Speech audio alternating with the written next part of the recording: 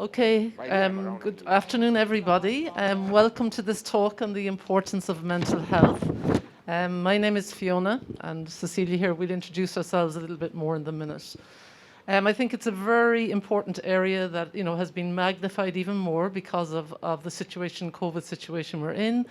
And both Cecilia and myself are working in the counselling field, so we're seeing a lot of that on the ground. So we hope to impart today some sort of bit of knowledge to you, and maybe just even to stress again the importance and how it impacts us, our relationships.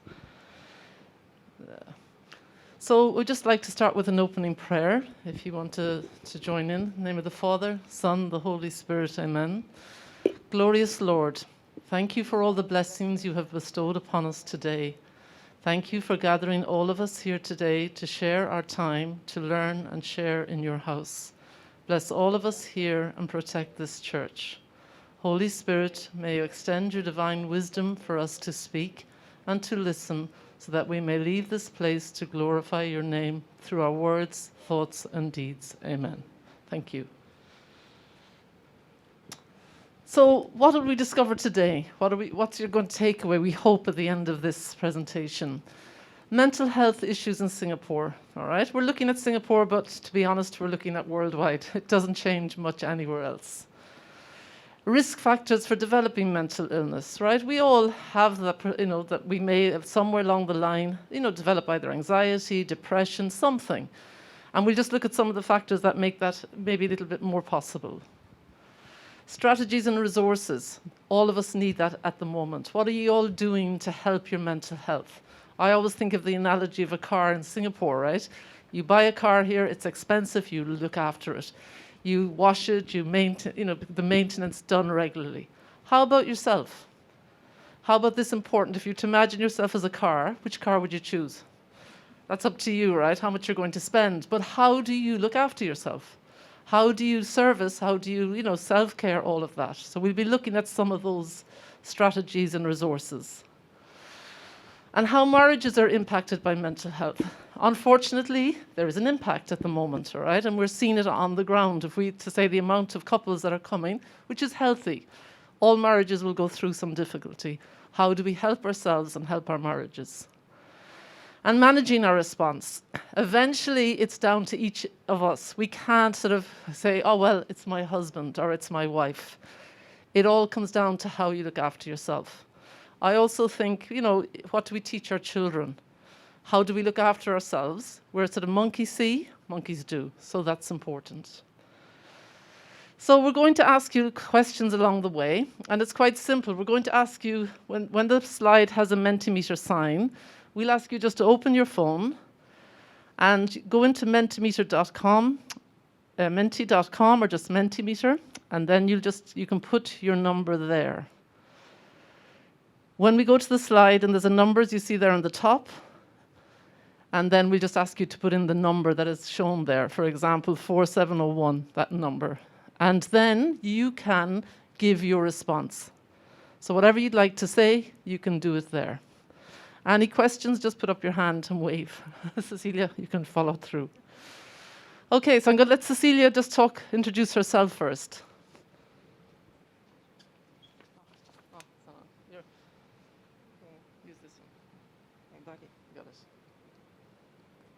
Hi everyone, I'm Cecilia. It's a very small room, small crowd today, so I hope we can have an interactive session. So I work with Fiona in counselling, and we see couples, families, individuals, and I think this is a time where it's very special for us to be able to see clients in their lowest and share in their deepest. So I think it's a privilege, and I thank God for that. Okay, thank you, Cecilia. And I'll go next. Myself, Fiona, Marhara Sullivan. I've been living in Singapore, 20-something years now. It's a bit scary. And my background is in education, and I sort of transitioned into counselling and opened a private practice here in Singapore about 4 or 5 years ago. Involved in ME as well, the local church. So, and I have one son at the moment doing NS and one going in next year. So, yeah, sort of fairly local. Okay, sorry. So the first one we're going to ask you, all right? Has the pandemic affected your marriage? You can either answer yes, no, or somewhat.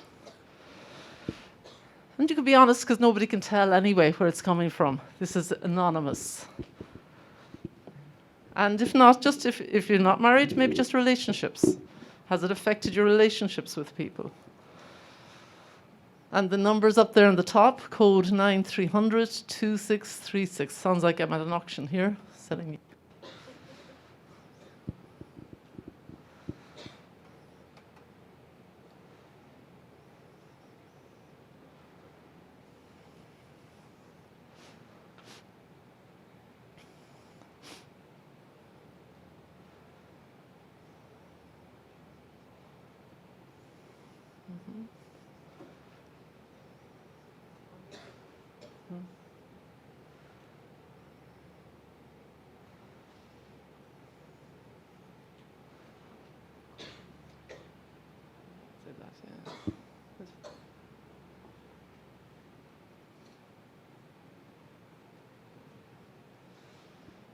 Okay, so as you can see, I mean, people may still do it. Yes, to some degree, we all are feeling the impact.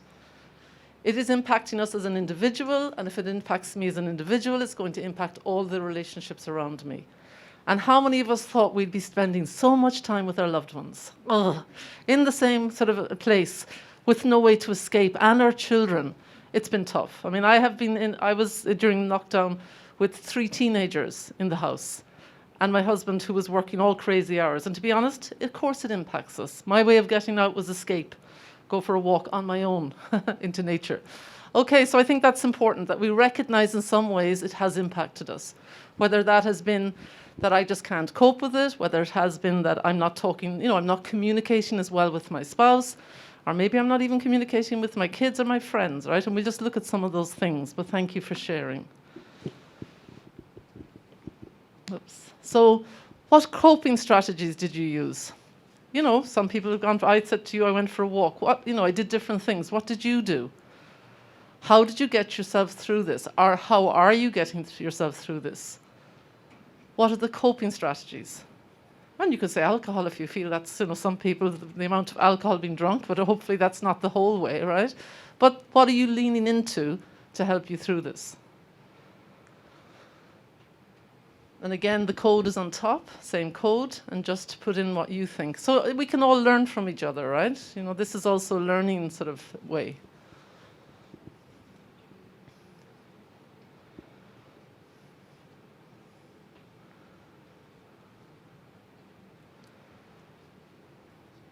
Yeah.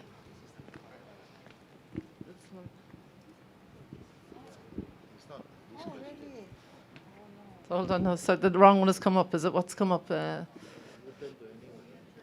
yeah, all right. If you return time, is that the next one? Sorry. Oh, this one. All right, so we've skipped one. All right, okay. Sorry, a little bit of technical delay there. Okay, did you turn to anyone for help? All right. And again, help could be, that no man is a village. It may be a friend that you can confide in. It may be, if you're lucky enough to have parents around, or if you're lucky enough to maybe even go for counselling, talk to somebody, right? But we do need somebody with whom we can sort of offlay some of this. It's not easy. And that's what's important. So it's good to see that people did turn to others for help. We can't do this alone. I think the more it goes on, the more we have to understand that we need support from others. Not easy, though, during COVID time when we're locked in, and especially in Singapore, when you're sort of more, having 2s to 5s. I did a very interesting talk with a group of corporates, and the hardest thing that they found, especially the young singles, was the difference from going from 8 to 5 to 2. To 5 to 2. They really struggled there. We forget when people are on their own as well, how it impacts them. Okay. The other one I don't assume will work. I'll just go back to it. Strategies, coping strategies. I mean, we could just roar them out. It's not working, I don't think, Cecilia. No? Anybody just want to say out loud what they used? Go for a walk, right? Getting out, going for a walk. Anybody else? Just share. It doesn't matter what you did. Maybe it was meditation. Some people, it might be music. Somebody else, it might be prayer, all right? We have different ways of looking at coping strategies, all right?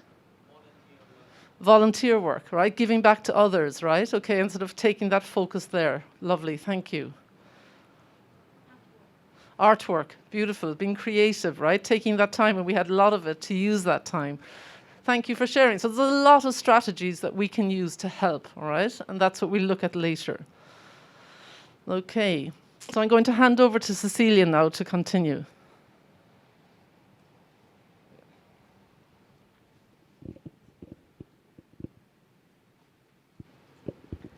I think you have seen in the papers some of these write-ups. Random, I mean, it just comes out randomly, but it's actually to normalize the fact that suddenly when all of us have to be at home, cooped up, working from home, schooling from home, and when everyone's at home, what happens? Household chores increase, meal times, all these add to the stress and pressures of being cooped up together, because we've never had to do this before, you know, except for school holidays. I remember during when school holidays come by, in fact, I mean, I'm happy the kids are at home, but actually I let out a little groan, you know, because it means I have to be there a lot more. I can't do stuff that I like to do on my own. So a lot of people were adjusting to these changes, and actually it's very hard to even define how they really felt. We were all thrown into this together. So we saw on the national hotline that there was a huge number of people calling in. In fact, our lines were also starting to get a lot busier than normal. And it's also nice to know that people are reaching out for help. And the tensions at home just escalate. And the sickening thing, I can say it's sickening, is that we don't know when it will end, you know? It'll never end, you see? So, you see, and lawyers started to see the spike in family law cases. There were increase in abuse cases as well. Okay, when I read this, wow, not all gloom and doom, but actually it's because weddings were being postponed, right? But also divorces were being postponed. Why? Because I think people realize that divorces are an expensive affair. When job security might not be there, they have actually a shock of reality, right? If I divorce my husband now and I don't have a job, what will happen to me? What will happen to my kids? So maybe that's why the divorces went down. But on the other hand, people start to realize that actually I can mend my relationship. Now I have the chance to mend my relationship. I can see what's been happening in my relationship, and I want to do some work on it. So we see a lot more couples now in our practice. Okay. There. So this is 2020 stats. Number of divorces or annulments came down by 8.7%. For me, I take that as a victory lah. I think that's good lah. We must always see silver lining. Yeah. So in the practice, in the last 18 months, we saw a lot of these kind of cases: depression, burnout, anxiety, job loss, managing families. And again, it's also not about, I mean, nobody comes and say COVID has brought about all this. It's just that it becomes a lot more pronounced and more obvious. And we look at all of it, it can actually link back to COVID or not, right? Okay. And there are some mental health facts that I've dug out from IMH. So mood disorders. Basically, mood disorders present itself as a persistent feeling of sadness and loss of interest in everyday things, or even activities that you seem to enjoy now. A bit sian to do it. Okay. So 6.3% of the adult population experience this sometime in a lifetime. And 1.6% here suffer from bipolar. Bipolar are people who present extreme mood swings, very happy or very sad. Okay. And sometimes spend a lot more money when they are high. And those aged 18 to 34, divorced and separated were more likely to have mood disorders. Sometimes you don't know which one comes first, you know. Yeah. Anxiety disorders.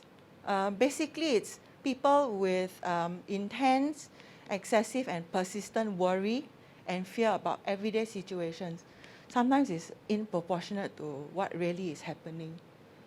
And 4.8% of our local adult population has that in their lifetime. So I suppose this is also when, if you are aware, then you know you can do something about it, or you should do something about it. Or if you notice that in your loved ones, this is the time to gently make them aware of it. And schizophrenia. Schizophrenia is a serious mental illness that affects how a person thinks, feels, and behaves.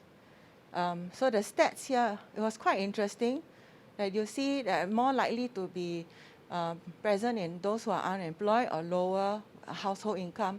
But I think it's because of that schizophrenia that has disallowed them to progress in school, in life.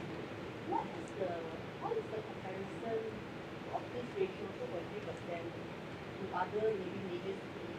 Oh, I am afraid I don't have them offhand, but I would not be surprised if it's around the same. Yeah. Yeah, and also 5.4 times more likely to have diabetes because they're not able to take care of themselves. Yeah, they don't have that frame of mind, they don't exercise. Their mind somewhere else, so their existence and their present life is they are not well looked after. And I think it's hard also for caregivers, right? Yeah. And then suicide ideation is the planning and attempts to end one's life. So it's scary, right? 1 in 13 adults in Singapore have thought about suicide. Actually, we do see some of it in the younger population now as well during this difficult time.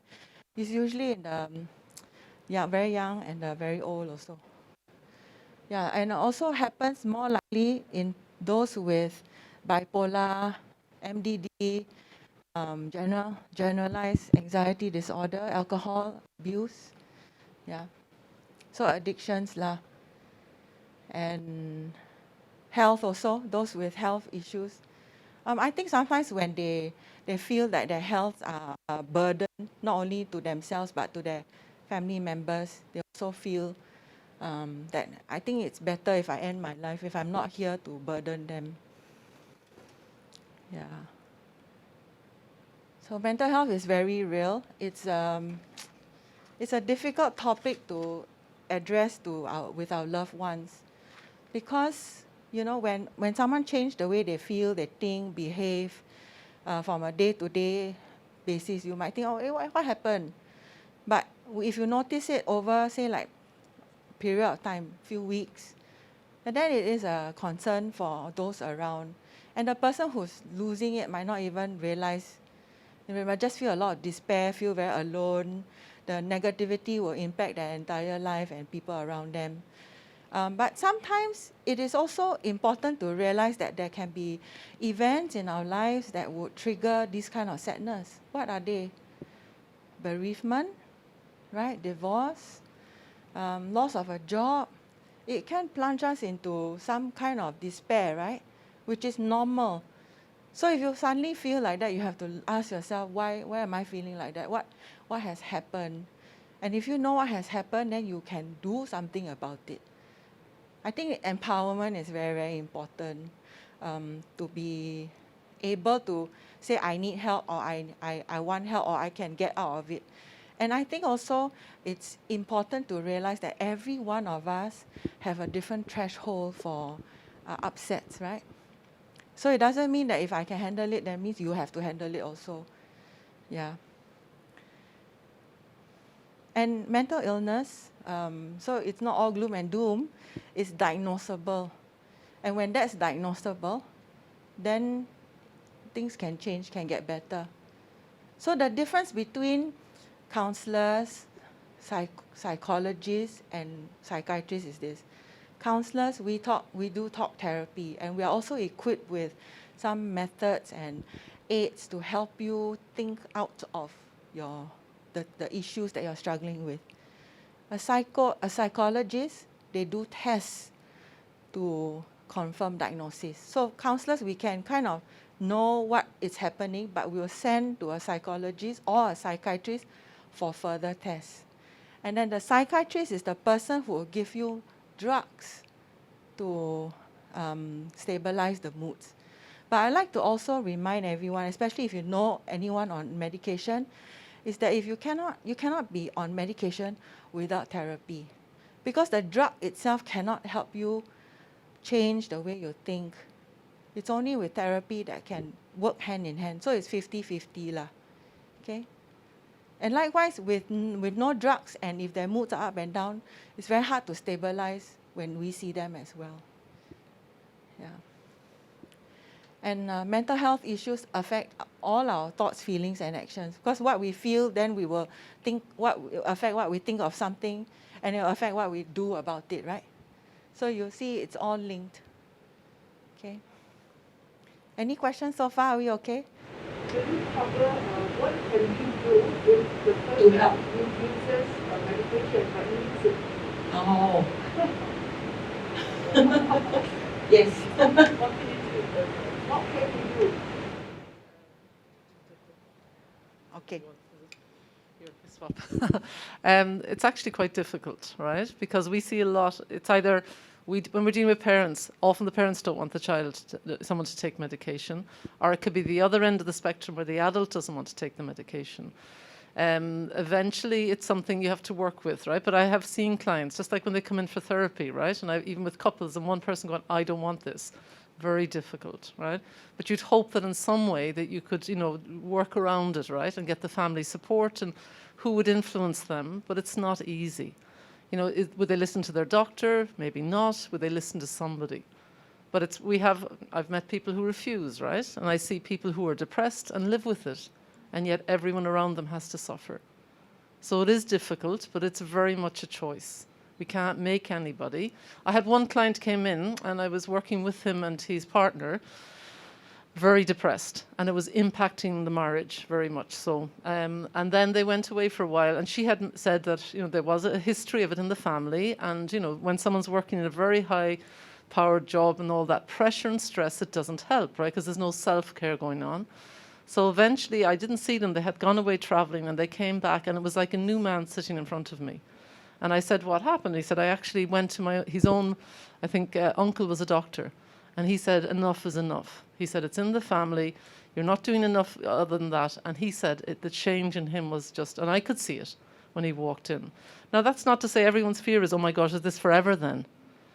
Right? We can never say 100%, right? Some people through therapy, through different things, will be able to come off it. We wean them off. And the worst thing about medication is that most people decide to do it themselves, right?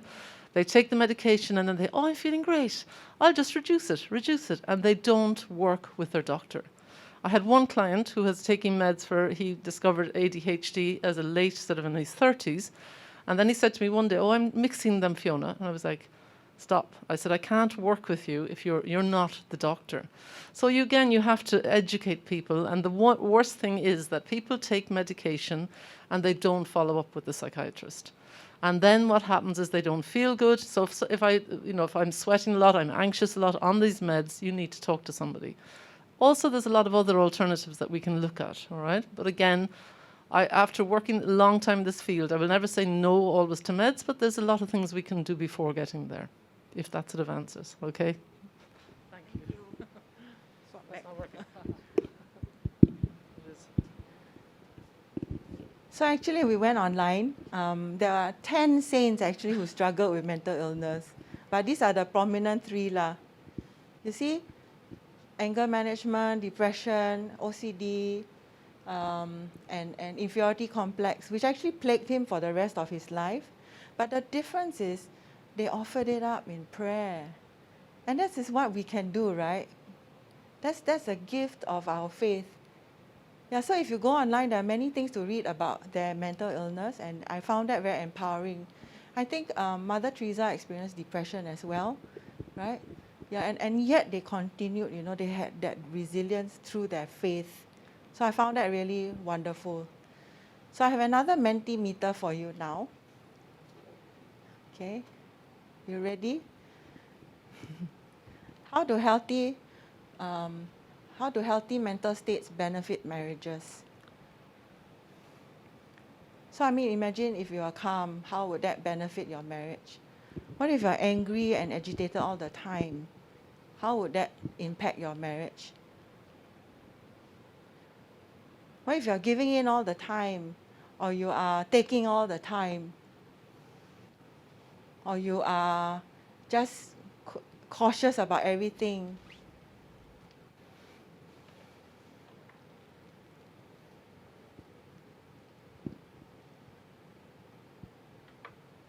Very good, thank you. Keep it coming. Able to make good decisions together, very good. Have capacity for giving love. Hey, actually that's my next slide already. You've completed my slide. Less conflicts, marriage lasts, yes. Communicate better, laugh more, yeah. You're aware of your emotions, are able to articulate it with your partner and friends. Very good, logical thinking. Yeah, okay, very good. So actually, oh, it's your turn. Okay, Sorry. you can keep going. No, we can't go back. Right, okay.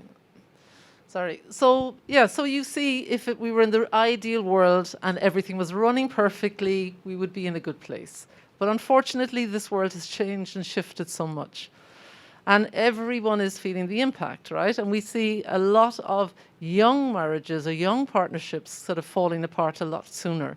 Perhaps also because, you know, when you do go into marriage is for life, all right? So we look at with the hope that that's where we're going. But today there seems a little less sort of determination to make that work. So what are we looking at? Happy married couples enjoy better mental health status. Yes, there's a benefit, right? That you are in a better mental health state. Not for everyone, but for most people. This is what research shows.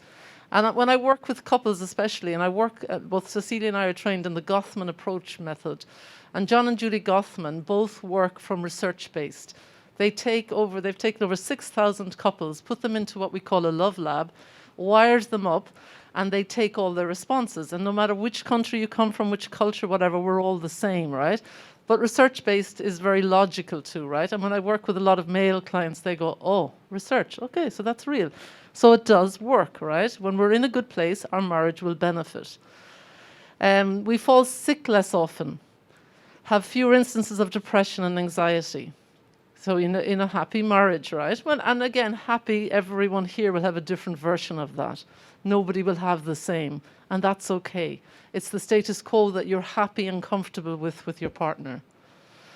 Suffer less from loneliness and feelings of solitude if you're in a healthy marriage, right? Because sometimes you can feel lonely in a marriage, right? And that's then need the time to do some work on that. So, sorry, security. So what are the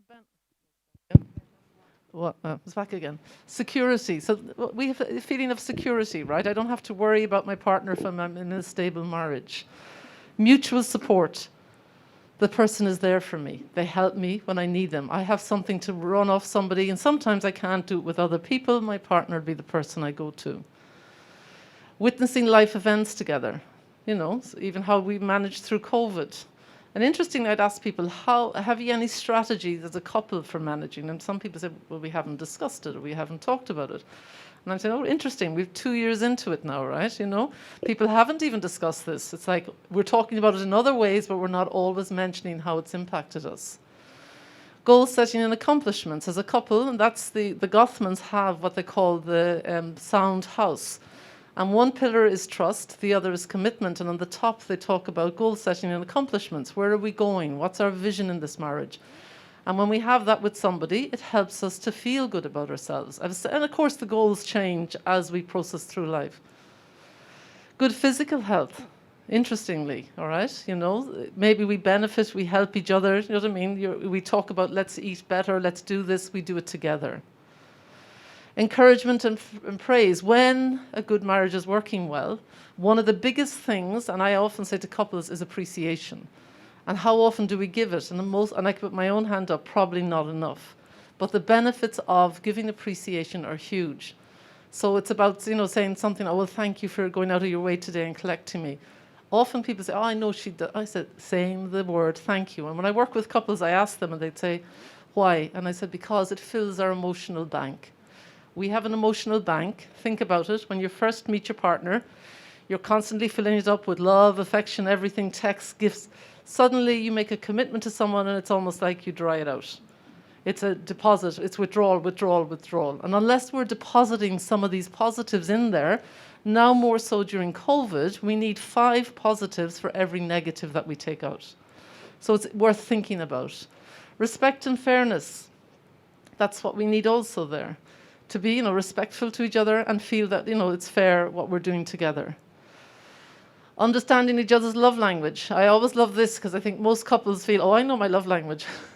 So I love giving gifts, so I give them to my partner. But does my partner like getting gifts? Oh, no, not really. Okay, you have to understand your partner's love language. Is it, gifts are acts of service, gifts, there's 5 of them.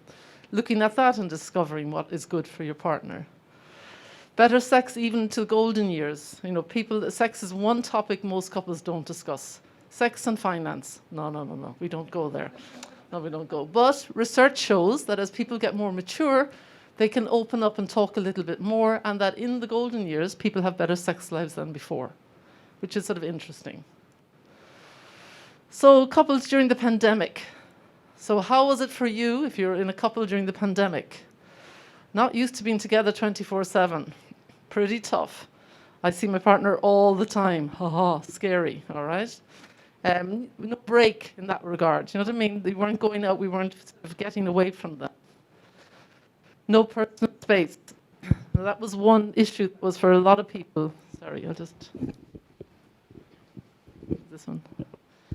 Which was difficult, right? Especially when you think of people who were at home, working from home with their kids, so home-based learning, it put massive pressure on couples. Adjusting to work from home. Now, it's interesting. How many people here like working from home? All right, and then how many hate it? Be quite a few, all right? My husband cannot work from home. It's a disaster. And for me, I'm okay, all right? And I think it's changed the way we do work from here on in, because companies no longer can say you can't work from home, all right? So the whole sort of, for our kids growing up and for, kids not the older, it's a very different feel. But it's difficult working from home if you don't have the space. How do you keep your kids quiet? How do you, whose work is more important than the others? My job, your job. So it can create a lot of sort of anxiety. Pronounced gaps in communication. Are we talking to each other? Are we actually trying to work something out? I'm feeling really anxious about work. Do I tell my partner, or do I instead react in a way? Well, one thing I think we learn about couples is that couples are not mind readers. Unfortunately, we all think we can. He'll know, she'll know. No, they don't. We have to be specific with our partner. I need more space. I need you to take... and using the word I, we talk about all the time, instead of going, you're the one who's causing all the problems in my life. You becomes the critical part of you. And how does your partner react when you're critical? They go into defensive mode. And there are 2 of the horsemen that they talk about in the Gothman. There's 4 horsemen. There's the criticism, defensiveness, stonewalling, and contempt. So pressure, stress, and arguments. How many people have felt under pressure during this time? I think financially people are under pressure, relationally they're under pressure, just in life in general they're under pressure. How are they coping with that? Are we talking to anybody? Are we getting help? Arguments have gone up a lot. Nothing wrong with conflict. Conflict is healthy, but it's how we do it. We cannot say, oh, when couples arrive in and they sit down, they go, oh, we never fight. You go, oh, really? Why do you not fight? Conflict is important. Just like anger is important, but it's how we do it and how we deal with it is what's important. Child elder care rearrangements. So not easy if your kids were young And you have to sort of, especially in the local system, you know, when they've, my partner Artie, 2 young boys, having to produce all the work and give it back and work herself. And who gets to do that work? Is it the mum or the dad? And we could probably say, Dad's sorry here, but most of the time it might be the mum, all right? That puts pressure on, all right? Elder care. And the elderly, you know, being so much more sort of under pressure during this sort of time as well, looking after them. I think that on both ends of the spectrum, there's a lot of loss. There's a lot of loss for all of us throughout this, and that's something that we're not always recognizing. We are going through a grief cycle, all right? And if you're feeling anger, if you're feeling despair, these are all quite normal. Okay, so we're just going to ask you, what was your biggest challenge during the lockdown?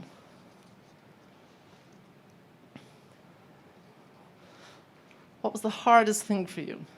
For me, probably it was travel, not being able to see family. I haven't seen family in 2 years.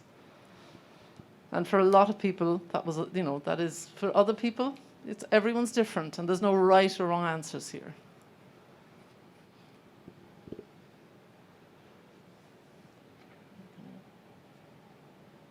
it coming up?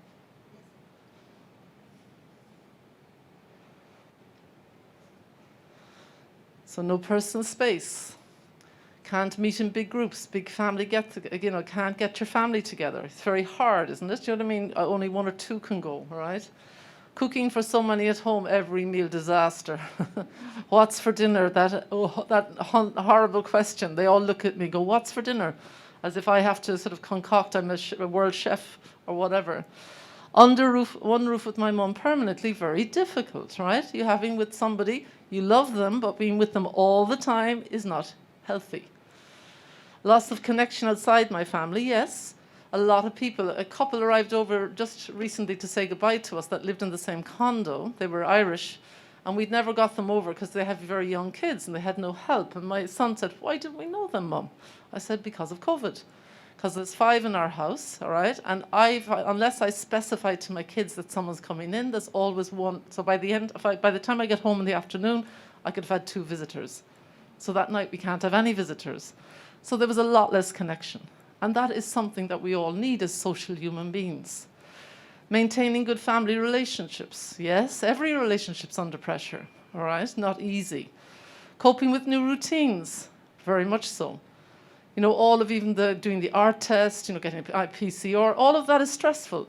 I'm going back to, I'm not going to Ireland on Friday, because if I go to Ireland, I have to do 10 days on the way back. So I'm going to the UK, right? And my family are going to meet me there. But the stress alone, right? And my husband just had to go to KL at the moment. So it's stressful. It's all stress. Coping, not being physically interactive, is it? Can you? I can't see the down there. You scroll it up? You can't? Okay. All right. So as we can see, there has been many challenges. And everyone's challenge is unique, and it's to them. And it is valid. And you have to sort of, as you look at that there, just stop and think, wow, I've got through this. I've come out the other end. And give yourself a pat on the back. Maybe you didn't deal with it the best way possible, but if you have at least dealt with it, that's something which is good. So the mental health continuum, all right? So everything is on a continuum. If we suffer from anxiety, a continuum. Where am I on that continuum? When people come to me and say, my child has ADHD, we're all somewhere on that continuum also, all right? So with the mental health continuum, healthy, oh yes, I like green. Green is my favorite color, right? So it is healthy, right? So your normal mood fluctuations, you're sleeping well, you're physically well, you're good energy, socially active, so you focus on the task, you can break problems into manageable chunks, nothing is overpowering. You're in the healthy range. What about if you're reacting? So you're a little bit nervous, you're a little anxious, which I think we all are to a certain degree. Trouble sleeping, tired, low, sort of headaches. You're beginning to see physically a lot of sort of issues. Maybe you recognize your limits, you can't get enough rest, you're not really coping so well. So you might just be in the reacting sort of color, the nice yellow, sort of yellow, yeah. Move down into injured. I think they're nice words to describe it, right? There's anxiety, anger, pervasive sadness. Sadness is okay, but if you're all the time sad, then it's not healthy. Restless, disturbed sleep. Sleep is a huge issue that a lot of people are finding during this also. Fatigue, decreased performance, social avoidance. Yeah, if you're avoiding people or you're withdrawing, there's a reason why. Do you sort of challenge yourself? So again, talk with someone, seek help. These are the things you have to do, right? Now, when people say seek help, there's that stigma. Oh my gosh, right? What do I... Seeking help might mean just one session talking to somebody. This is what's happening. This is what I need. I always remember I had one lady came in to me. She was 84. I was doing some volunteer work, and she said, I've come in because I've one problem. I said, the problem? She said, I have a neighbour who's causing me major issues. Okay, I need to talk to somebody. My family are all gone. My friends are gone. And so we talked it through. She said, I just want to know the perspective on this. So we spoke through, and eventually I sort of gave her, and she went, yeah, thank you, that's what I needed. Now she shared, and she had a very sad story. And I said to her, would you like to come back again? And she went, no, thank you. I'm 84. I'm quite happy now. I don't need to go through all that. And I just thought, wonderful. So counselling, psychotherapy is not forever, all right? When you go and see somebody, you sort of with a framework. Maybe I need 2 sessions. Maybe I need 5. Again, it's what you have and what you want to take from it. So then if you're ill, excessive anxiety, depressed, unable to sleep, exhaustion, you know yourself. It's like the car. You go in, you turn the key, you turn it again, nothing happens. And you know in your heart and soul there's something wrong. I'm out of balance. And it's okay to be out of balance. We'd hope that by the time we get to the reacting injured that we might do something about it, but sometimes people fall right into the red, and then it's a little bit more difficult. So where do you think you are on the continuum? And be honest, and we'd all want to be green. Maybe we are, maybe we're not. Where do you see yourself today as you sit here in this room? Yeah. Yeah. She was telling me, oh, she studied that a person needs a minimum of 8 sessions in order to see them. So I was like, why do you need to put a number? Yeah. And I get it, right? But you know what I always say to someone arrives into me, right, and they're in their 50s. It takes 50 years to get sometimes with some issues to where you are. So I'm not going to solve it in one, right? I always say, how long is this a piece of thread? You can't, right? But there's certain issues. So if I come like that lady came with an issue that is sort of impacting her but not major, one session. There's no hard and fast, right? But as a counsellor, if I talk to you, it's not about getting, I want you to commit, but we talk about it. People often, they ring up now, this is what we're doing. How many sessions do we have to do? Talk to the counsellor that you meet. Ask them, and they get a history, a sense of you. Then we say, right, maybe we're not going to deal with every issue on the board. We'll deal with one, and maybe then a few sessions.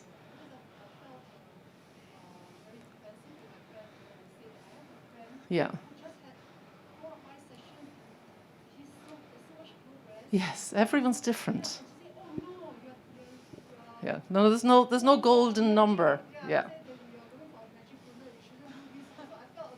Yeah. No, but I suppose in ways everybody is unique, and it's what do you do outside when you come into the counselling room. I'm only just giving you my role is not to tell you what to do. My role is to open up a few different lenses and say, well, look at this, and this, and then both Cecilia and I are both trauma trained. We use methods like EMDR, or we use brain spotting, which is that we go into the subcortical part of the brain where we store. People say I don't have memories. We can access so many different things, right? Somatically, we all hold on to it in our body. You can never say, all right? Someone might arrive in, and 9 times out of 10, everybody will go their journey. They make up their own mind, right? I can't do that. Yeah, but I agree. You can't just say it's only 1 or it's whatever, but usually a bit more. So reacting. So what? 7 are on the reacting, and sort of 5 on the healthy. And well done. If you're on the healthy, that's good. You're keeping track. You're servicing that beautiful car. You're doing all the right things. And if we're in the reacting, maybe we just be aware, where am I and what am I doing to help myself in that? And there's nothing wrong with being anywhere there in that continuum. We all will dip onto different parts of it. My motto is, and you can excuse my French, shit happens, but it's how you deal with it is what's important. We all have to face something in life. We're all going to go through something, how we deal with it. Some people choose not to, and then it's difficult on everyone. Other people will go looking for help. But I think today there's so much out there. It's beautiful. We should do that. So risk factors for developing mental health. Why do some people cope so much better than others, right? We don't always know. What are the things behind it? There may be a family history of mental health illness. Now, it doesn't mean if it's in the family that you're going to be, suffer from that, but there's a stronger chance when things develop that may be there. Again, straight, it doesn't mean just because in the family member someone is very depressed that I can be depressed. I may not. Child abuse and neglect, that always brings up. And what we notice and what is very scary is that it takes 4 generations to initiate change in a family. A bit scary when people arrive in and go, oh, I'm going to change everything. Monkeys see, monkeys do. If we don't change what's going on in the home, we don't change anything. And we often come, from our own parents and think, oh, I'll be different. And then slowly, you're there saying things that you heard your mother say, and they go, oh, your father, and you're thinking, whoa. But if I don't see, or if I don't get new skills, how can I do it differently? I have to change something. And then what I do is I just reinforce it by passing it to my kids, who then go on and go on and go on. So somewhere someone has to say, enough is enough, and make some changes. Traumatic experience like sexual assault or physical abuse. And often when we work with clients, sometimes they're not even aware that there was sexual assault, because maybe it was so traumatic they've buried it very deeply. We can help people with that. Physical abuse, all right? People in relationships that they're being abused, and yet haven't got that power to leave that. Not easy, but there's always a way. Having a previous mental illness. Maybe I was depressed, 10 years ago, we often see cycles of depression coming back, but maybe because I dealt with it back then, it doesn't hit me as hard now. You should go, when you go back, and watch the beautiful short video called The Black Dog. The WHO, it's a sort of a little thing about depression, and the phrase coined, the black dog, came from Winston Churchill. He suffered from depression. I don't know if any of you ever watched the movie. He didn't seem the easiest person to deal with, right? But he suffered from depression. So this beautiful little animated movie shows depression is like a black dog, and whether this black dog is ginormous or whether he is small. But in different times of your life, he'll be bigger and smaller. And that's nothing wrong with that, but we just have to know that we need tools to deal with that. And that when we're at our strongest, sometimes we might be at our weakest. A lack of healthy relationships. If I didn't grow up in a family which was very nurturing, and I go into a relationship that's not very nurturing, or I have friends that are not very nurturing, that can also impact my mental health. And then it's about choosing as an adult to have different types of relationships. But often we attract a lot of issues if we have a lot of issues ourselves. And stressful life situations like divorce or financial problems. People at the moment, financially things are hard, right? Even talking to the taxi drivers, I don't ask. I love to talk to the taxi drivers. Get into the taxi now and you ask a question of, and petrol's gone up, this is happening. And I feel for taxi drivers and for people in the food and beverage industry. They've been the hardest hit during this sort of pandemic. And again, they're under pressure. And if that taxi driver is under pressure, his whole family are under pressure. It impacts everybody. So saying that we're not being impacted by this pandemic, or, they will all impact how I feel about myself. Oh, sorry, go back. So depression. Again, one thing about depression is everyone feels down. We all have down days. Sad. You feel a little bit, it's not going well. That's normal. Nothing wrong with that, right? Sometimes it's good for us just to reflect. Sometimes we need to, if it's going on and on and on, then we need to do something. Nobody should live in depression. Nobody should feel sad all the time. And I'd say that especially to young, kids. And we see a lot now in the moment, especially the 18 to 22, 23, they've lost a lot. They haven't college, who went to university and wanted to be online, waving at people and not meeting. They've lost out a lot of transitions, right? They haven't doing exams, all of the things that we took for granted, they don't.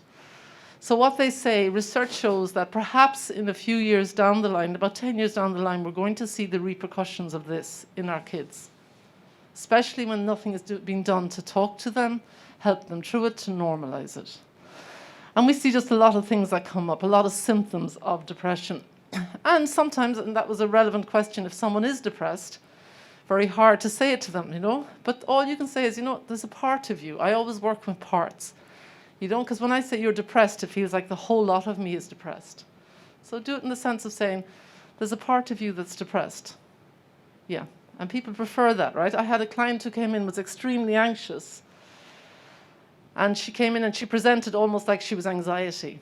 So I said to her, can I just wheel it back a little and say, there's a part of you that's extremely anxious.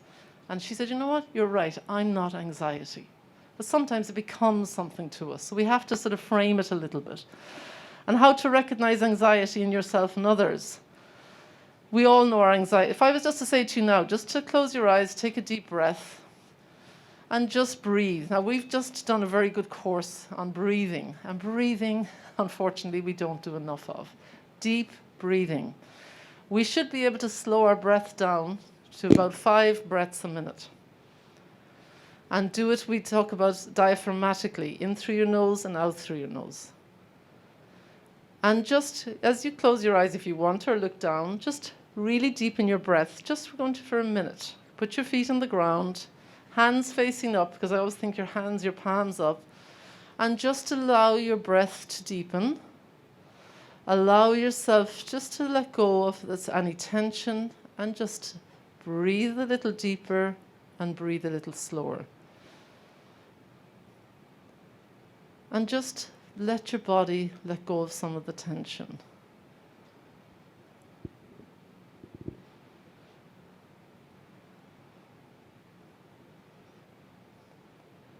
And just allow yourself to feel the chair underneath you. Let yourself be supported in a time where we might be supporting lots of other people. Allow yourself to breathe a little deeper. And feel yourself letting go. Just let go of any tensions, any anxiety. For now, we're not forever, just for now.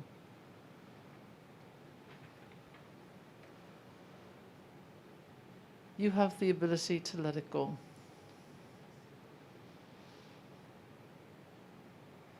And just feel your body relax.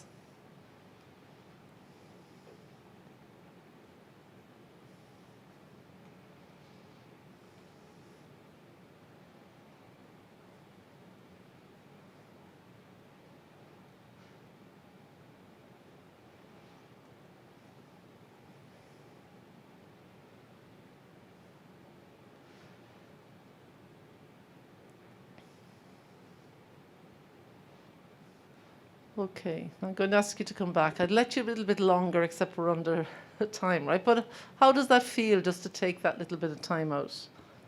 It's good, right? And we don't do this often enough. I get people now to your phone, because we're very good at using our phones. First thing you touch in the morning? The phone. Okay. Which isn't a good sign either for all of us, right? But you think, put in the phone just a reminder to do a deep breathing.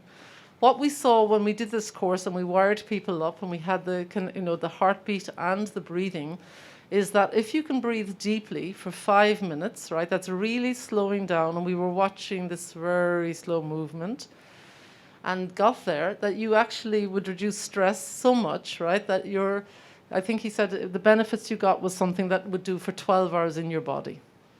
Because let's be real, we're all full of cortisol, we're all full of all the sort of high-powered hormones at the moment. And we have so many natural ways of doing it. But when I say to clients, breathe, they go, oh, yeah. Too busy, la. I go, no, you're not. You have to learn to do it deeper. So that's important. And also, we do different things with our clients to help them, right? But again, it's the buy-in has to come from the client, not from the counsellor. Okay, strategies and resources. I'll hand over to Cecilia. Thank you. Thank you. How are we doing? We have very limited time, but we're going to do it, okay? So I think from here on, we're going to teach you how to manage and cope and perhaps share that with your loved ones as well. So if you don't like something, change it. If you can't change it, change your attitude. Because you can always change yourself, but you cannot change anyone else around you. I think you must have tried and you know that it doesn't work, especially when you have young kids or even pets, right? So I think it's important to have that reality that you can't change anyone except yourself, and explore ways to change. Because I always say, when nothing changes, nothing changes. True? You can keep hitting and running against the wall 10 times and the wall will still be a wall, right? And our lives have been full of changes. I mean, look at what has been happening in the last 2 years. If you say it hasn't changed, I don't know, maybe you're delusional. And we are really resilient and adaptable. I don't know, I think I've discovered how adaptable I have become. Or actually, adaptable I have been or I am able to be. And I found that very empowering and I really like that. But it doesn't mean that change is always easy and automatically we can do something about it or accept it. I suppose at the end of the day, it's living with the reality that we have today. And also to have patience for the process and for the adjustments. I think a lot of people underplay the adjustment period. We cannot move from work from office to work from home just like that, right? We need time to adjust. And also, there are positive changes around us that can be stressful also, right? Like the arrival of a new baby. That's exciting, but it's also very stressful. I mean, my cousin just had a baby this morning, and I went, life will never be the same again, you know? And sometimes we change the situations by changing the way we think about it. And when we change the way we think about it, we will act differently as well. Now, if you have someone who's been challenging at home, if you change the way you think about this person, then your response to that person will change also. It's easier said than done, of course, right? And I don't know in this case, practice makes perfect or not, but I suppose we just have to try, okay? And you know, with COVID-19, our time management with work from home, the procrastination, the next thing is setting of boundaries. That is what everyone is struggling with as well. How much is too much? How much is too little? Housework, do I do more because I'm mom? Or maybe dad can do. I mean, I think there are some men, work from home, work from office, they behave the same. You know, sit at the computer and then don't do anything else. Whereas moms are different, right? I speak for myself, but then actually my husband is very hands-on. Maybe he said that of me. I work like as if I'm working in office, then he work like work from home. Yeah. Yeah. And how do you buffer yourself to all these changes in your life, you know? I suppose at the end of the day, we need to be aware of what are the warning signs. When a person, remember just now I said that when a person experiences change in a way that they think, they feel, they act outside of their ordinary, this is an indication of something changing within them. Okay, so if we are going through it, we might not realize it, but notice that in our loved ones. So something that is not quite right, okay? And behavior that is quite normal but hard to deal with. Maybe suddenly with COVID-19, wash hands a lot of times, OCD. You know, I know someone who does ART almost every day, even though he doesn't need to do it, you know. But I don't know who's sponsoring him, the ART kids lah. Yeah.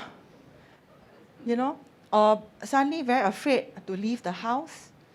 Suddenly very afraid of having people come by even, you know, or even suspicious of items that are sent to the house, spray, a lot of Lysol, you know. Yeah, that's real, that's someone I know. So these are possible warning signs to look out for. I think also at the end of the day, it comes back down to this little organ that controls our entire body, right? Our brain. And the brain actually, we are all creatures of habits. We're not wired to tolerate change and uncertainty. We like patterns. We like to have patterns repeated. And but our brain is wired to any threat. Okay, so what happens during pandemic? We feel very insecure, very threatened, very uncertain, and that's because our brain is unable to comprehend what's been happening. But I have good news for you. We have this thing called neuroplasticity. Neuroplasticity is our brain's ability to restructure itself. Just like when stroke patients, if you had a stroke means you had some brain damage. But some people can recover fully. That's neuroplasticity.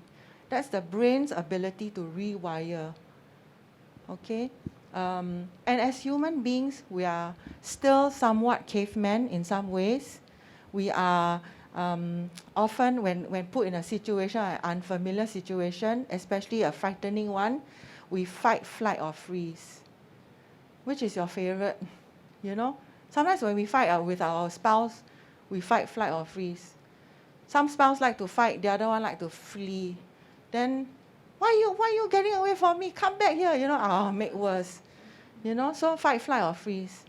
And then you add something about COVID. Then COVID doesn't end, right? It's Delta, Omicron, I don't know what other names you'll see.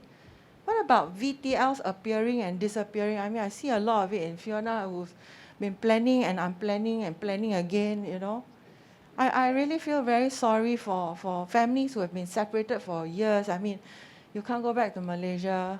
Across the causeway, your child is there and you can't even see. So close yet so far. And there's this constant hyper-vigilance, right? Keep reading newspaper. And then worse, if the push mail or notices comes to your phone, ding, and then you hope that it's good news. But often it's not been so good. And also magnification. In the past, look, if I have like a slight sore throat, no big deal. Nowadays, a slight sore throat means you get PCR tested, you got ART tested, you can't go out till you get that notice on MOH. Magnification. And then, denial, gargle, salt water, right? And I think this is also actually what Fiona said just now. We always check our physical temperature, but have we spent the amount of time to check our emotional temperature? How are we feeling in the midst of all these changes? I think it's easier to just do instead of feel. It's easier to just get on doing, not knowing what we want to do, than to really sit in our discomfort and realize, I really need some self-care, I need some time out, I need to, reevaluate a few things. And I think the reality is it really impacts everybody. There was a guy who wrote books and books on emotional intelligence. He's a head of Yale. And during the lockdown, his mother-in-law was living with them. The mother-in-law said, are you sure you're really the person who wrote those books? Because I really didn't see a lot of EQ coming from you. So I think when I was told this story, actually by Fiona, I felt very comforted and very normal. Yeah, so actually, we need to just get our heads around to navigate out of this muck that we are in, because that's the only way, And one of the ways is actually to exercise gratitude. Amidst this gloom and doom, actually, what are you grateful for? Actually, I have a 16-year-old. I can tell you I'm grateful that she can't go out anytime she wants. I'm grateful that there isn't a club that they can go to. Yeah, so I do have few things to be grateful for. But I'm also very intrigued at how my kids have been resilient, In primary school, I have an 11-year-old. She can only mingle in a group of 5. The same 5 from the start of school to the end of the day. 5. what happened to playing, around during recess? No such thing. But she's been very resilient, and I said, well, if she can do that, what about me, Okay, so managing our own response. So this is actually some stages of the way we can respond to difficulties. So there's denial, there's resistance. After we resist, we say, okay, never mind, we can explore a bit more. And after we explore in this unfamiliar environment, okay, we can have some commitment to this change and adapt, okay? But it's actually to say that it is like a marathon, You don't go just one direction. You can go up the arrows, and then you can come back down, you slip back down from commitment to resistance again. Alamak, this stupid nonsense mask, why must I wear? And then you really feel fed up again, denial. I mean, I went through it, like I'm sure you went through it too, right? I can't wait to just walk the streets without my mask on. And then I will start to understand, okay, I think it helps prevent me catching the virus. And then I'll commit to wearing the mask again. After I get angry again, So it's to tell you that it is not linear, okay? We do go through this kind of process in our day-to-day with big and small situations. Mentimeter time, okay? How good have you been at managing the changes in your life?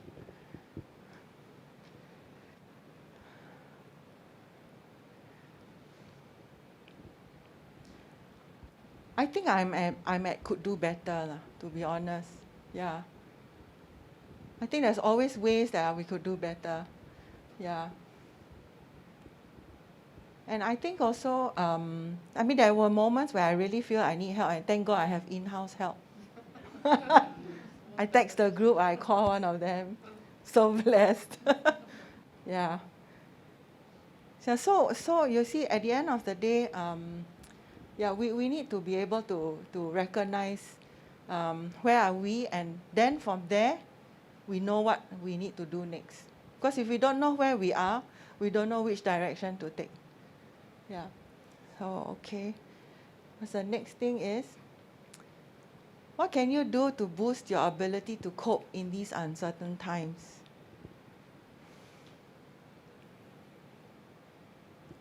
What can you do for yourself?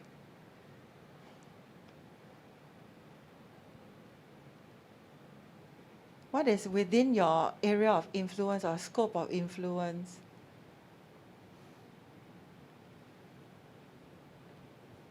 Oh, I like that. Yeah, this is a word cloud one, so you'll see. Oh, pray, very good. Yes. We move our prayer groups from physical to Zoom, right? Yeah, I attended ME by Zoom, the first batch, pioneer batch. What else can you do? Develop resilience, very good. Some ever say eat more. But I've also had some people say exercise more. Change my attitude, very good. Keep learning new things. There's so much resources online, right? Yeah, be active, yes. I think another thing we can maybe consider doing is to reach out to others around us to see how they are coping. And actually, when we know how well friends are coping, we can learn from them as well. We don't always have the best way. There are always others who have other ways that we can learn from. Wow, wonderful. Develop new expectations, self-care, articulate, make time to be thankful, de-stress more, be active. Very good. Yeah, you're all these answering my next slides already. So, okay, I'm going to hand you over back to Fiona. Thanks, Cecilia. Thank you. So lots of things that we can do, all right? So if you struggle with mental health, and I think in today's world, everyone does. Interesting, I had a client who said one day he was looking for a certain time, and I said, well, I'm really busy, and we'll be honest, we've never been busier. I mean, the upside is the benefits of, like, more and more people are looking for help. So he asked me, could I come on a Thursday? I said, no, Thursday's busy. And then he said, oh, so you're busy? And I said, yeah. I said, so it's not just me who's feeling this? And I said, no. But it normalizes it, right? Because we're all feeling something. And that's what we have to do with other people as well, right? You know, we all see everybody coping so well, but we're all very good at putting on that mask and sort of presenting, hi, hi, but behind it, not necessarily. What is wrong with telling someone, you know, I'm not coping so well? It doesn't make me weak. If anything, it makes me strong. That I recognize and I can sort of label it. So help others, especially loved ones, understand your reactions. You can't expect someone to know what's going on if you don't tell them. It might even be, I have no idea what's happening, but I'm feeling a bit lost. I'm feeling unsure. I'm feeling very vulnerable. Even labeling it helps. Right? So at least your partner, your family think, oh, okay, I don't know why I'm reacting so extremely to things. So give them something to understand. And I think we especially have to do this with our kids. We have to show them how to do this. Monkeys see, monkeys do. I mean, if you're very upset and uptight, they're going to mimic that some way. Instead of going, you know what, I'm feeling very sad today, but it's okay to feel sad. Again, age appropriate to what you do with your kids. Do not let stigma create self-doubt or shame. You know, you're feeling this, you're looking around, everybody else, oh, they're all coping so well, it's just me, all right? Educate yourself. Talk to somebody who can give you that information. Educate the family. Talk to them and say, you know, everyone's going through something. You know, if we don't have the conversations, nothing changes. So we really have to do that. Take action. Seek and get treatment. Reach out to somebody, right? There's a lot of, I mean, I will say most of the counselling agencies now are really busy. But you can always get somewhere, right? We find now, even when we refer to people to see psychiatrists, we can't get any appointments. I know one psychiatrist who sees people on Skype now. 8 o'clock in the evening would be her slot that she would give. I mean, that's how busy people are. And I worry a little bit then about the mental health practitioners, you know, and you think of nurses and doctors, all of these, who's looking after all of them in this very difficult time. But everyone needs to take some action, all right? Whether it's talking to your friend, talking to someone who's supportive, someone who's not going to sort of, you know, you'll be fine. Take a Panadol, you'll come back tomorrow, all right? You need to select the people you lean into as well. Avoid isolating yourself. This is the biggest thing. You know what I mean? You know when you're doing that, you don't want to talk to people, you don't want to go out, you know what I mean? You want to stay at home. And if that's not you, then just say, well, what's wrong here? What can I change? Who can I look for help to? And realize that you are more than your illness. Yes, I'm feeling sad. Maybe I'm feeling depressed. Again, I talk about the part. There's a part of me that's depressed. When young people come in and they tell me they're, you know, suicidal, and I say, so there's a hopeless part of you. And they go, yeah, actually there is. I said, well, that's okay once we label it as a hopeless part. But that's not all of you. Because we become so consumed with this that we almost believe that we're just one thing, and we're not. So methods to manage. Individual or family therapy. Family therapy is really good if you get a good therapist, right? Because often nothing will change if it's relational. If we, for example, we find a lot of, you know, people presenting and they bring their 10-year-old, 12-year-old and say, this child is causing major issues. 9 times out of 10, it's not the child. It's the parents.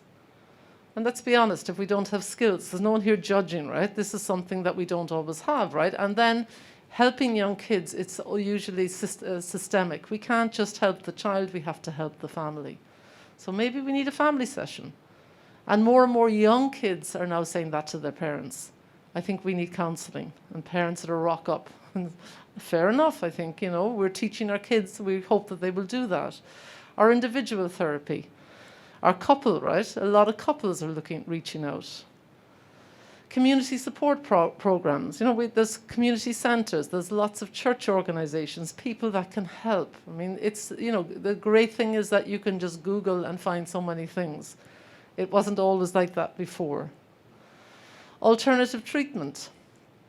And I always look into alternative therapies, right? There's energy healing, there's lots of different things.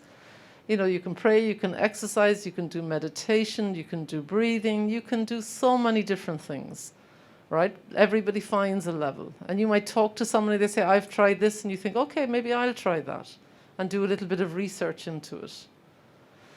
Medication is usually probably the last stop, right? But for some people, and the longer I work in this field, some people may need that. Not everybody, right? And I would always try very many different alternatives. But sometimes I can, for example, I had a client extremely anxious. She'd come to me and we were doing the EMDR, which is where you go deep into the subcortical brain. It's through eye movement. The brain can reprocess the memory. And she had taken herself off her medication before she came to me. But what happened then is when we do some deep work, of course, she's unstable then.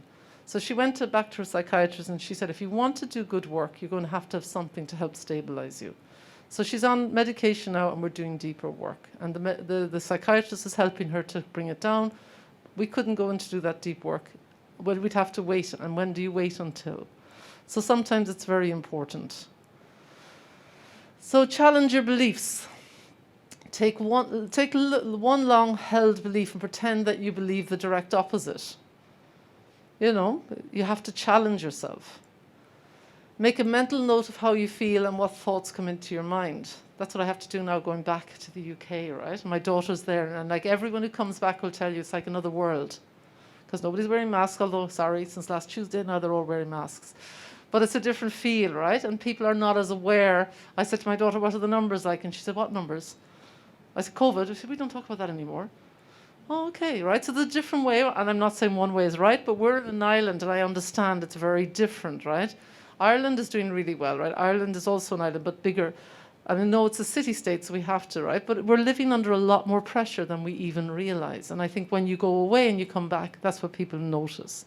Our mental health. I can go for a walk and I don't have to worry about a mask. Even though when I walk here, if I'm out in the middle of nowhere, I would just put on my mask. In fairness, this is sort of the reality, all right? Some examples. When I go out, I would surely catch the virus. And you can imagine there's a lot of people who believe that, right? When I go out, I might or might not catch the virus. That's what I have to believe getting on a flight going to the UK now. I'll take every precaution. I'll take all the masks. I will do the hand sanitizing. I won't be meeting everybody, but I'd have to believe that I may not, and I'm hoping I won't. And I have a 17-year-old who's in IB year, who's coming back and who seemingly will also be doing NS and has been warned that if they get it, according to the guys in NS that I know now, if they get, they have to be careful not to catch the COVID, right? Because it could implement or affect how they are in NS. I caught the virus, I'm surely going to die. It doesn't mean I'll die. None of us know. We're all unique human beings. And this is one thing the virus is showing us, right? That nobody will react the same way. That's a very good way of looking at mental health, the same thing. We all will be impacted differently. We're unique. So, that's part of being human. Okay, Cecilia. So actually, I think being in our Catholic faith, being in our various prayer groups, prayer communities, some of us call it cell groups, we see monumental help and change. So actually, we wanted to just reiterate the importance of a prayer community. Are you in one? Do you belong to one? If not, think about it, okay? Sorry, that makes sense. Yeah. And I mean, ME, there's the Love Circle. If you have not attended ME yet, then attend to find out what Love Circle is about. But jokes aside, what are the verses in the Bible that promises community care? I know we are Catholics, we're not very good at quoting the Bible, okay? Didn't bring the Bible, but Didn't bring, right? But I'm not going to ask you to tell me from which book and all that, I spare you. But whatever you can remember, I can tell you when 2 or 3 are gathered, there I am also, right? Yeah. What are the other ones? You see, we're very Catholic, I used to work in a Protestant agency, and every time they have Bible quiz, I'm last on the list.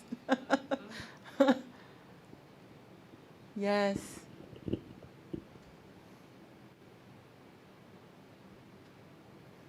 Wow, beautiful.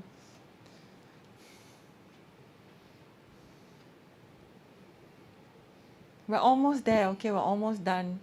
Just about 10 more slides, just quickly to cover it.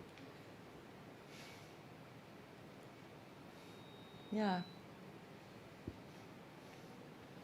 Okay, lah. This is not to cause you stress, okay?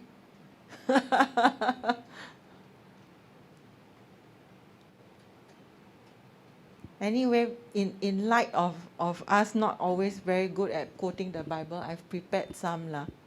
Okay, 5,000, yes. Okay, so the page is disappearing. Oh, I didn't know it can go up by itself. Oh, see? Actually, we're doing really well, huh? Pat ourselves. You see, keep it coming out very good. And it's very different from what I have prepared. Wonderful. Okay, I'm just going on to the next slide then, in the interest of time. I really want to applaud you. Proven me wrong. This is my love circle. When we could gather. And then we have very good makan sessions after that. See? For where 2 or 3 are gathered, therefore confess your sins to one another and pray for one another, that you may be healed. The prayer of a righteous man has great powers in its effect. Bear one another's burdens and so fulfill the law of Christ. See? I love this one. Iron sharpens iron and one man sharpens another. That's what we do in our community, isn't it? Right? Yeah. Okay. Okay.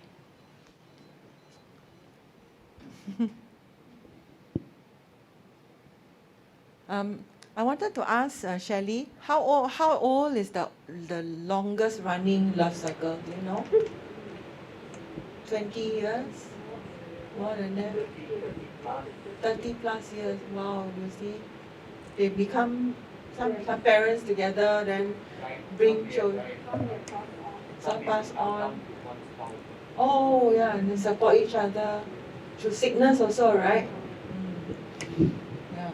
I mean, I'm also part of a Mother's Prayer group in SFX. Rebecca is there. And we lean on each other a lot as well. A lot. We're better than Google also. Yeah. Yeah. So other strategies, I mean, these are common ones. Which ones are your favorite? Do you have a hobby? You know, indulge in them. Spend time with your hobby. Okay? Pets. Pets are so wonderful in your lives as well. Okay? You realized during COVID, the two things that they can't get enough of are pets and bicycles, right? That's what everybody started doing, right? Yeah. And to buy a dog, some people are paying up to $13,000-$14,000 to get a dog imported to That's Singapore. right. And there was a lot of them coming from Europe, right? But it just shows you, now sadly the other side you see after lockdown, there's a lot of unwanted pets, which is the sad part of it, right? But passion, I think, is what we're saying. Go what makes you passionate, right? Yeah, exactly. Plants also have gone up in price, right? Okay, we're almost there. So we're nearly there. We're just wondering what you think. What does empathy mean to you? It's a word that we bandy around a lot. Thank you. So just, you can put up whatever you think. Empathy.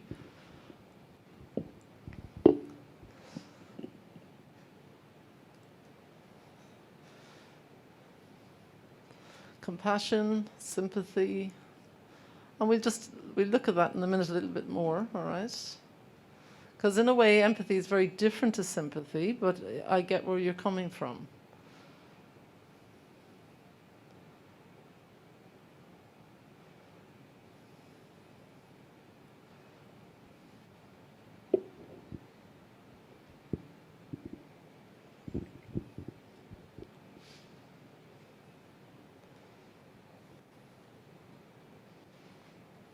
Just one word, one phrase. It doesn't have to be. Nobody knows where it's coming from. So, is it not working?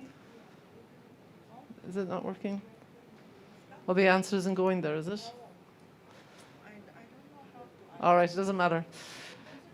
The next questions come up, right? Okay, I'll go to the next question. See now, this one, is it okay? All right, so okay, sorry. We'll have to get this. We have our Mentimeter queen is my daughter, and she's in the UK, right? And she did a talk with me about 2 weeks ago, and it was just funny. I said to her, make sure that you're awake, because they're 8 hours behind the one time that she didn't wake up. So, you know what I mean? So we're doing it on our own here. We're getting good. Okay, so we're talking about connection, not alone, walk in others' shoes, the ability to relate and listen to them, humanity, and that is so true. Just being present to somebody.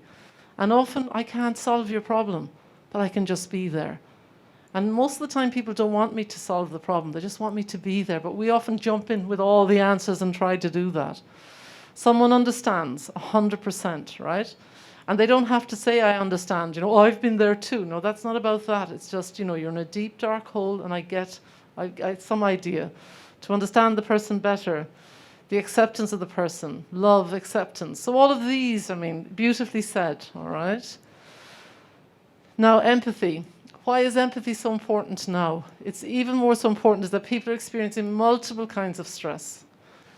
And data suggests it is affected by the pandemic. And the way we lead our lives and work have been turned upside down. So now we need more empathy, more than ever. And I was listening to one of the professors on the BBC today, one of the ladies that founded the AstraZeneca thing, and she's saying, we're only at the start of this. She said she sees, more and more pandemics, in our lifetime, right? Hopefully not so many. Have we learned a lot from this? She said, less necessarily no, right? The whole thing, even closing borders, isn't going to stop this virus. This virus is here, right? So the idea is that we can't control that, but we control how we are with other people, how we are turning up present to our partners, to our children, to our friends, to everybody else. Empathy. Now, we're going to show you just a very quick video. You may have seen it. It's by Brené Brown, who is an expert in this field of empathy. If you're interested, look her up. She does a lot of TED Talks and whatever. This is her field. Are you able to show it? It's not. It's too. Wait, no. We're having difficulty with the sound. We'll just see. Is it too loud? Is that too loud? All right, we'd have to turn it off. Right, sorry. So what is empathy and why is it? Right, so you can go look at that yourself, right? She talks about it, empathy, all right? And as she says again, it's not sympathy. It's basically being there with somebody and not trying to make it good for them. You're in a dark hole. I know what it's like to be. I've had some experiences like that, but I'm here with you. I don't have to say anything because nothing I say is going to fix this, but you know that I'm here with you.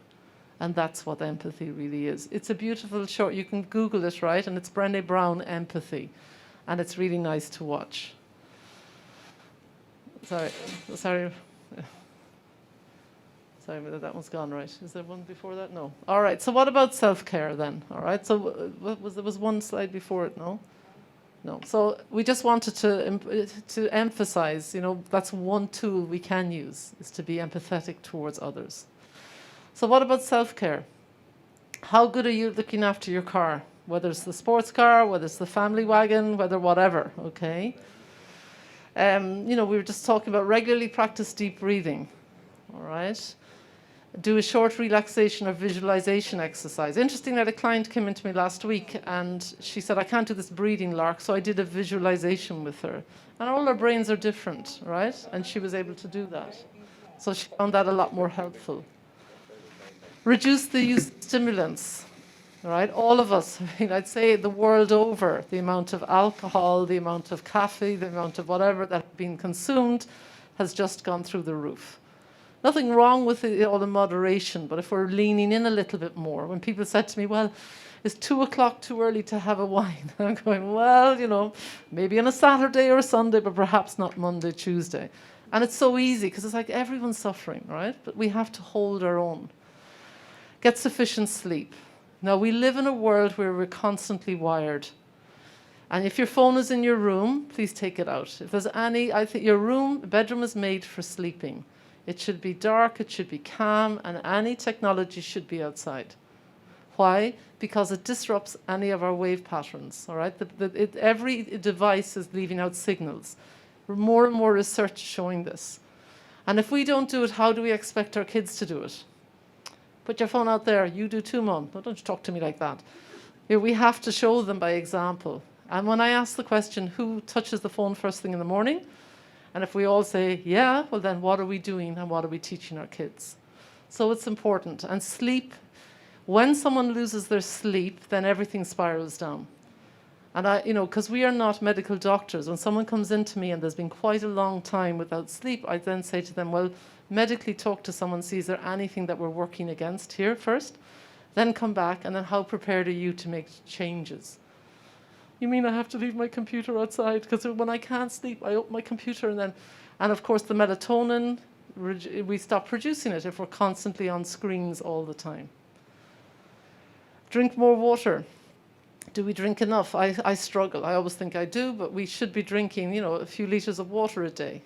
And it does help the body again. Think of your car. You don't just let it and say, oh, I hope the car will keep going without any juice. It's not going to happen. And eat a balanced diet. How well do you eat? Again, brain food, right? When we see a lot of young kids come in, and I'd often say to parents, what are your kids eating, right? The sugar content, all of that. Again, we have a lot of control how they eat and how we eat as well. And movement. How much movement are we doing? How often do you sit down, right? And we have a lot of people with back issues and different things because we're stagnant. We're not human beings made to do that. I think of my mum and dad. My dad and my parents passed away, sadly, but they basically didn't have to go through this. But my father didn't move at all. You'd pick him up and he'd go from here to here and he'd say, I'm fine. My mother was always moving. And she was able to do things. So, she never stopped. But if we stop, it's very hard to keep going. So at any stage in life, we need to be doing some form of exercise and encouraging others to do that as well. Understand your spouse's mental health. So maybe your spouse, your partner, isn't doing so well. What can you do? You can nag him, nag her. You can make their life hell, right? That's not going to help. Learn it and understand it. What you see, maybe note it, begin to understand a little bit about it. What are you seeing? Because often you see it differently to what they see. Seek the advice of medical professionals and counselors who specialize in this, all right? And again, you might be totally lost, right? But just reach out to somebody and say, look, this is what I'm seeing. I'm not sure. What do you think? And people always have somebody who knows somebody who can help you. Okay, we had, Cecilia, you're going to do the last. There's some of the support centers that we can use. And so these are just more resources that you can tap on within our Archdiocese. So Catholic Family Life, they provide counseling, Montfort Center, Clarity Singapore, and King's Mead. Do you want me to go back one more slide if you want to take pictures? Yeah.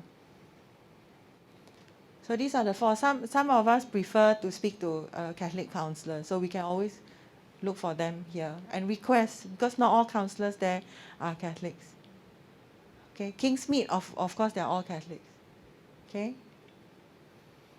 And then we have, of course, In Contact, that's where we're from. We need to sell our own koyok, right? So this is where Fiona, myself, and we have 5 counselors there. And also consider retreats as a couple. Marriage encounter. I think we've gone back to face-to-face sessions. Couple empowerment as well. Retrovile for hurting troubled marriages. And okay, so this is the end, right? So we'd just like to say, what's one thing, I think no matter what we do, how many talks we go to, we just want you to think, what's one thing you take away? And everyone will take something different. So what do you think you'll take away from today's talk?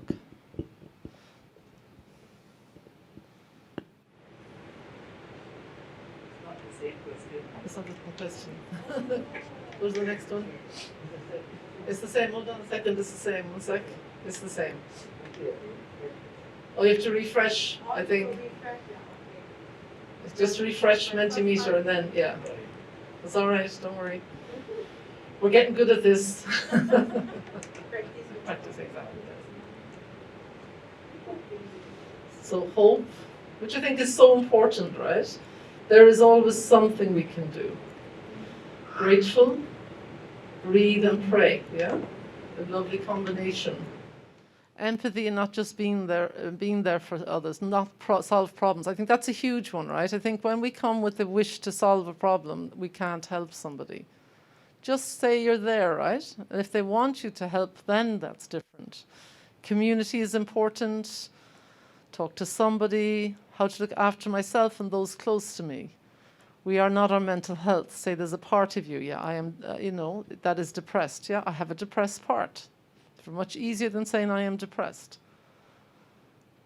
Practice self-care. We don't do it enough. We think we're wonderful at doing it, but when we actually do a recce, at the end of the year now, of course, it's all coming up. Oh my gosh, what am I going to do next year, 2022?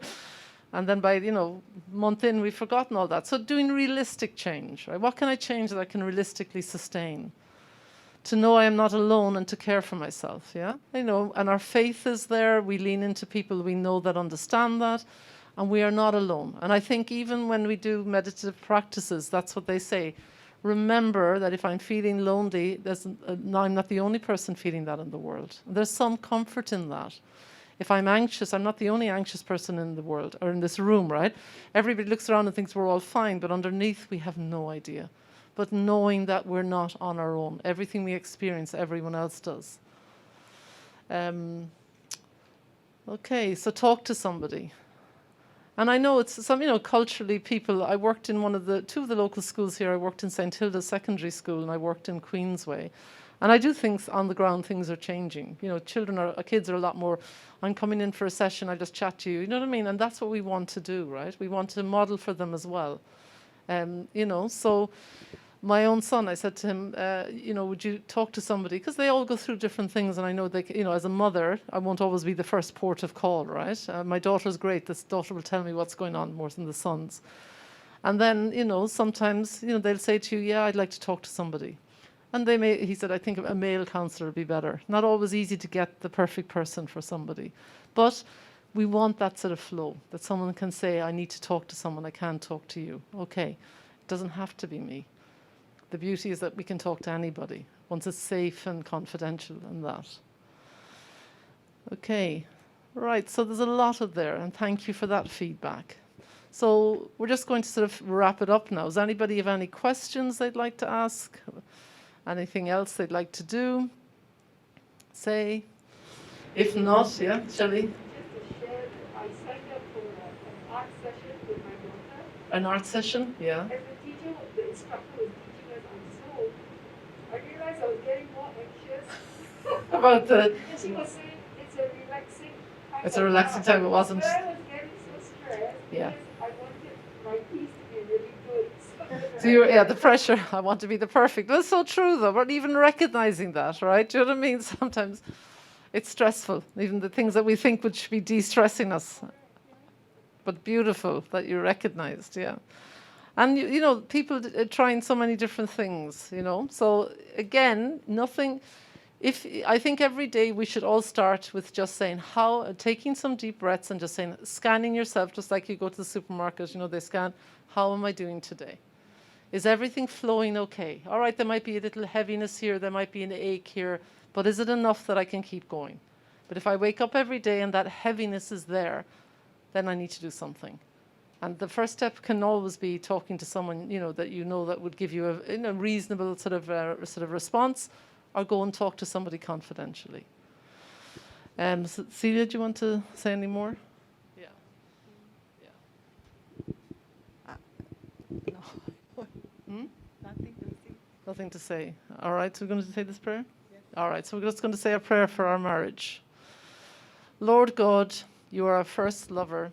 Without your love, nothing would ever be possible. Everything would cease to exist. Your will for us was to find in each other in this marriage the perfect life.